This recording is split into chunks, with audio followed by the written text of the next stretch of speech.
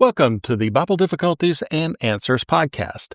I'm Lance Smith, your host, guided by Scripture, fueled with an insatiable curiosity, and dedicated to unraveling complex philosophical puzzles with a touch of spiritual insight. We're now in week 17 of our 20-week Sunday series, and today we're pressing forward into section 4 of J. Steve Miller's Faith That's Not Blind. Pages 92 to 94 bring us to Exhibit 17. Many respected intellectuals believe that their line of reasoning is compelling for belief in God. Can a world-class scientist embrace faith without abandoning reason? Today, we explore how many respected intellectuals say yes, and why their reasoning might just convince you too. These aren't offhand opinions or cultural defaults. They're hard-won conclusions from brilliant minds who've sifted through evidence, objections, and ultimate questions, finding theism not just plausible but compelling. Let's paint the picture. Imagine a groundbreaking scientist at the forefront of quantum mechanics, crunching numbers and modeling molecules, yet pausing to probe the deepest whys of existence.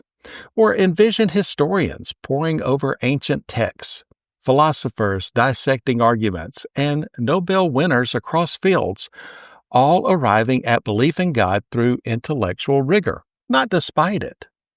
These accounts push back against the idea that faith requires checking your brain at the door, showing instead that smart, informed people often find the evidence tipping the scales toward God. It's inspiring to think how these journeys can spark wonder in our own search for truth. Page 92 kicks off with Dr. Henry Schaefer III. Born in 1944, one of today's top scientists in chemistry, a field in which my brother-in-law specializes. He's published over 1,000 articles in professional journals and ranks as the sixth most cited chemist out of 628,000. with over 57,000 citations. His work uses computers and theoretical methods to tackle problems in molecular quantum mechanics. But Schaefer believes in God, not from a mystical experience or a blind leap, but through a systematic, sustained study of the evidence. Raised in a secular home, he began asking big questions and found the God hypothesis more plausible after encountering brilliant, believing scientists at MIT and Stanford. He dove deep into the faith-related issues and declared himself a believer while teaching at Berkeley. Buckle up. This guy's credentials are impressive, right? Miller notes that Schaefer's journey is a well-trodden path, shared by many eminent intellectuals throughout history, from historians and archaeologists to linguists, philosophers, scientists, psychologists, and more. See the collections in the recommended reading for examples. Page 93 asks the key question. So what evidence does this provide? Miller isn't making an argument from authority, saying God exists just because smart people believe. That would be a logical fallacy, like mistakenly assuming popularity equals truth. And you could counter with lists of bright atheists who've studied the evidence too. Instead, he's pointing out that the sheer existence of so many brilliant believers should make us pause before dismissing faith as necessarily blind. Recall Richard Dawkins claiming there's no shred of evidence for God in an interview or in The God Delusion. But Schaefer's encounters with sincere, sharp-minded theists at elite institutions suggested otherwise. They must have had some intellectual foundation, having grappled with common objections. There's no academic buzz around a flying spaghetti monster because there's zero evidence. But God, that's different. The coexistence of informed theist and atheist implies evidence on both sides that needs weighing, with possible emotional factors influencing the scales. The phenomenon adds to a cumulative case for theism. That's like building a strong argument piece by piece with each bit of evidence adding up. If your reasoning leads to God, but no serious intellectuals agree, you might question it. But a strong cadre of them bolsters the level playing field. Page 94 contrasts this with silly ideas like the flying spaghetti monsters, which aren't debated in peer-reviewed journals or Oxford University press books by top intellects. This data at least counters the claim that all believers are uninformed or deluded. So how do you rate this line of evidence?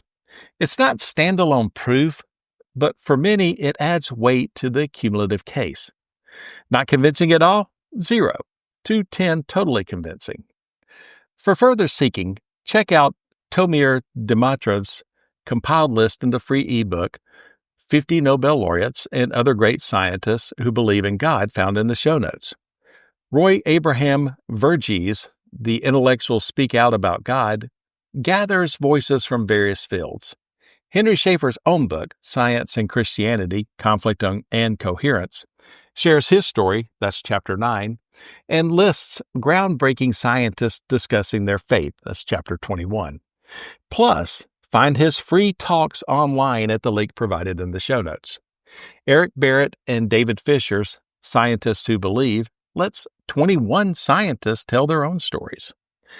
These accounts show how intellectual journeys to faith aren't anomalies. They're testaments to evidence that holds up under scrutiny, fitting better with theism than naturalism in a cumulative sense. Skeptics might chalk it up to bias or coincidence, but the persistence of reasoned belief among elites hints at something substantial. And it's heartening to see how these stories can inspire hope in anyone wrestling with big questions. So, the big question: does the presence of many respected intellectuals who find their line of reasoning compelling for God strengthen the case for His reality? Where do you land? I'll go first. This exhibit gets an 8 from me. It reassures that faith can coexist with top-tier intellect, echoing moments where I've seen sharp minds in my circles defend belief with solid arguments, not just feelings. It's not the whole case, but it sure adds heft. Next Sunday, episode 18 will explore how objections to theism aren't insurmountable, perfect for tackling those lingering doubts.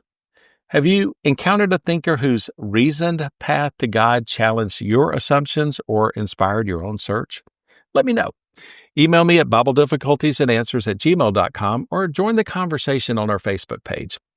For more, dive into the resources mentioned. They're gold mines for seeing faith through an intellectual lens. Until then, share this episode, leave a 5-star review on Apple Podcasts or Spotify, and check out all episodes at bibledifficultiesandanswers.podbean.com. And remember, these intellectual paths aren't elite gatekeepers. They're open invitations to weigh the evidence yourself, wherever your questions lead. I'm Lance Smith, signing off with good luck, good health, and God bless. So long, everybody.